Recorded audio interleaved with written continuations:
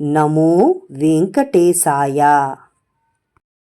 ఆనందతీర్థవరదే దానవారణ్యపావకే జ్ఞానదాయిని సర్వేశే శ్రీనివాసేస్తు మే మనః.